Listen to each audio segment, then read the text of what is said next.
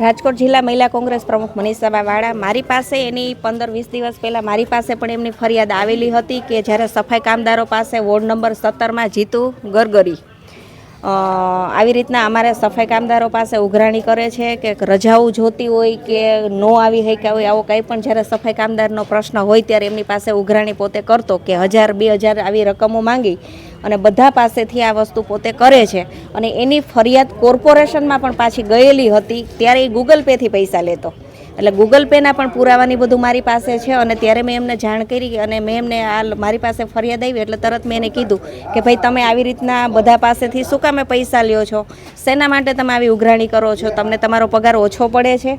એટલે આવી રીતના મેં વાત કરેલી એટલે મેં કીધું મારી પાસે પુરાવા નહીં છે. ત્યારે વોર્ડ ઓફિસે પણ જવાની હતી પણ 8-10 દિવસનો વચ્ચે જે સમય રહ્યો એટલે એને એમ થયું કે મનીષાબા આવ્યા નથી, છતાં પણ એનામાં કોઈ ફેર નથી પડ્યો. એનું જે પોતાની જે સિસ્ટમ હતી સિસ્ટમ એને ચાલુ જ રાખી.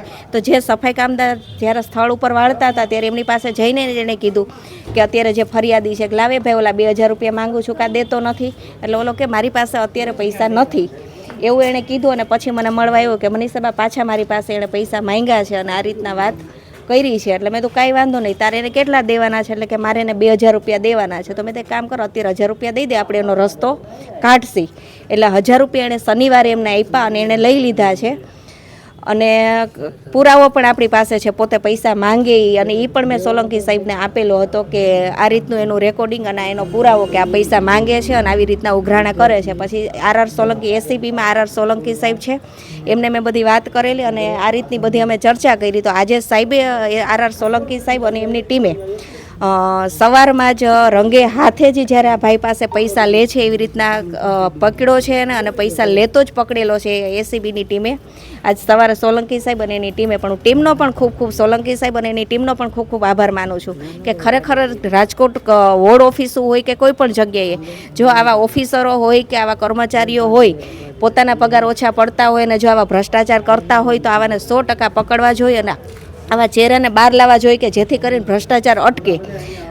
એટલે સાહેબની ટીમને પણ ખૂબ બિરદાવું છું અને રાજકોટની જનતાને પણ હું એવી અપીલ કરું છું કે ક્યાંય પણ તમારી પાસે આવી રીતના કોઈ પણ જગ્યાએ પૈસા ઉઘરાવતા આવો ભ્રષ્ટાચાર થતો હોય તો તમે એસીપીનો સપોર્ટ લ્યો, પણ સત્ય વાત અને પુરાવા તમારી પાસે હોય તો તમે લ્યો તો તમને 100% ન્યાય મળે છે.